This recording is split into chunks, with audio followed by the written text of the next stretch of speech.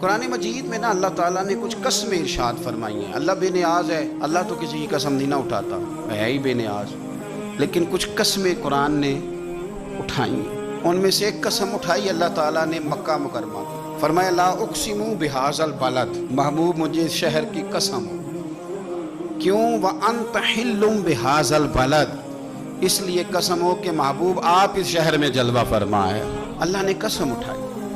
حرمین شریفین مکہ مکرمہ اور مدینہ طیبہ یہ عظمتوں والی جگہ ہیں.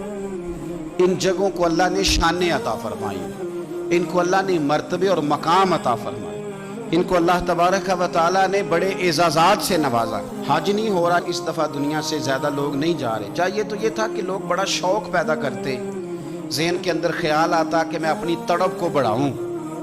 لوگ روتے، دعائیں مانگتے، لیکن ہم کہتے ہیں خیر صلی اگلے سال چلے جائیں گے. میری تو رائے یہ ہے کہ یہ جو اس دفعہ حج عمرہ کچھ عرصے کے لیے نہیں ہو رہا تو اللہ تعالیٰ ہماری تڑپ بڑھانا چاہتا ہے، ذوق بڑھے، شوق بڑھے. خانہ کعبہ کے فضائل پڑھیں، مدینہ طیبہ کی عظمت کو سوچیں، نعتیں سنیں، وہ ذوق جو خاص کیفیت ہے اس کو پیدا کریں. نبی پاک صلی اللہ علیہ وسلم نے جو ہمیں فضیلتیں بیان کی نا مکہ مکرمہ کی اور مدینہ طیبہ کی، اس کی حکمت بھی یہ ہے کہ ہمارے دل میں شوق پیدا ہو کہ ہم نے اس جگہ جانا ہے، ہمارے دل میں تڑپ پیدا ہو، ذوق آئے ہمیں. دیکھیں نبی پاک علیہ السلام نے فرمایا جو نماز تم اپنے گھر کے اندر پڑھو گے ایک نماز کا اللہ تمہیں ثواب دے گا، جماعت کے ساتھ پڑھو گے تو 27 نمازوں کا ثواب.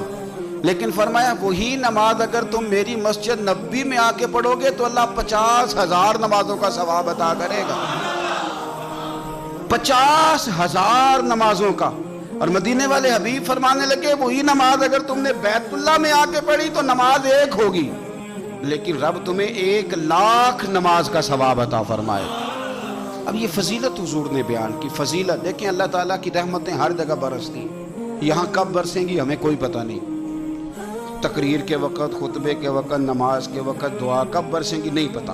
لیکن خانہ کعبہ کا جو معاملہ ہے اور وہاں جو رحمت کا معاملہ ہے، ملا رومی فرماتے ہیں کہ خدا کی رحمت اگر تجھے اتنی مل جائے نا قطرے کے برابر بھی، تو سمجھ لے تیری دنیا بھی بن گئی اور تیری آخرت بھی بن گئی.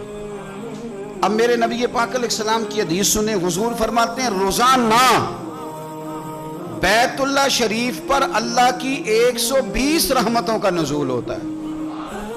یا رسول اللہ کس وقت ہوتا ہے؟ فجر کے وقت، ظہر کے وقت، عصر کے وقت، طواف کے وقت، نماز کے وقت. کب؟ تو حضور نے طے کر کے بتایا. فرمایا 120 رحمتیں اللہ خانہ کعبہ پہ نازل فرماتے ہیں. یا رسول اللہ کب؟ فرمایا 60 رحمتیں تو ان پہ برستی ہیں جو بیت اللہ کا طواف کرتے ہیں، اور فرمایا 40 رحمتیں اس پر برستی ہیں جو حرم شریف میں نماز پڑھتا ہے. اور حضور فرماتے ہیں کچھ بھی نہ کرے بس بیٹھ کے کعبے کی زیارت ہی کرتا رہے، 20 رحمتیں تو اللہ اسے بھی عطا فرما دے. اتنی مقدس جگہ ہے. وہاں جانے کا ذوق، وہاں جانے کی تڑپ، وہاں جانے کا شوق. ان لوگوں سے تھوڑا سا شکوہ ہے جو کہتے ہیں جی میں نے جی بڑی راج کے زیارت کر لیا، بس راج گئے، ختم ہو گئی بات. سنو، نبی پاک علیہ السلام نے 53 سال حیات ظاہرہ کے وہاں گزارے، 53 سال. لیکن جناب صدیق اکبر رضی اللہ تعالیٰ عنہ فرماتے ہیں قربان جاؤں، جس رات میرے کریم محبوب علیہ السلام ہجرت کی رات مکہ مکرمہ سے نکل رہے تھے تو حضور پلٹ پلٹ کے بیت اللہ کو دیکھتے، حضور پلٹ پلٹ کے دیکھتے تھے. اور پھر میرے محبوب کریم علیہ السلام نے پلٹ کے کعبے کی طرف دیکھ کے فرمایا بیت اللہ تو مجھے بڑا ہی پیارا ہے، تو مجھے بڑا ہی پیارا ہے، اے شہر مکہ تو مجھے بڑا ہی پیارا ہے. فرمایا اگر میری قوم مجھے پریشان نہ کرتی میں تجھے کبھی چھوڑ کے نہ جاتا. 53 سال رہنے کے باوجود بھی حضور کا بیت اللہ سے پیار، نبی پاک کی اس شہر کے ساتھ وابستگی، وہ دلچسپی، وہ ذوق، وہ شوق، وہ کیفیات. کیوں مان پڑتے جا رہے ہیں ہمارے جذبے؟ ہمارے سیاست کی باتیں روز ہونے لگی ہیں، بحثوں کی باتیں روز ہوتی، لیکن اپنا عشق مضبوط کرنے کی بات.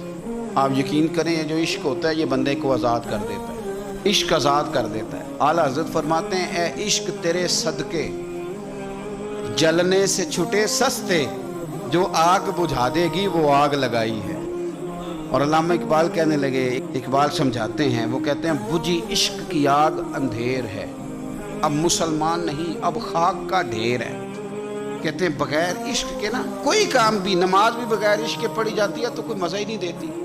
बंदे कहते हैं दिल ही नहीं लगता, पीरी मुरीदी है बगैर इश्क के, ऐसे रस्म रुस्म ही है, ठीक है गुजारा चल रहा है। कुरान शरीफ की तिलावत है तो बगैर इश्क के कैसे कैफियत चलेगी। अल्लाह रसूल के साथ प्यार है तो कोई दिलचस्पी नहीं, कोई शौक नहीं। आप यकीन करें कुछ बंदों पे बंदे को तड़प आ जाती है, शौक आ जाता है, यार इसको कैसे निकालें, ये किस तरह का प्यार करते हैं। आके बैठा रहता है, चुप करके बैठा रहता है, कहता है जी कोई काम नहीं, बस 10 मिनट मिलना है।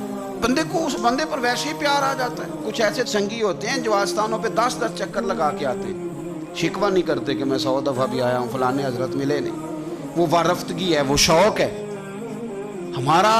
जब तक अल्लाह रसूल के साथ रिश्ता इश्क का था, प्यार का था, ज़ौक़ का था, दर्द का था, खुलूस का था, आप यकीन करें तबीयतें जमी हुई।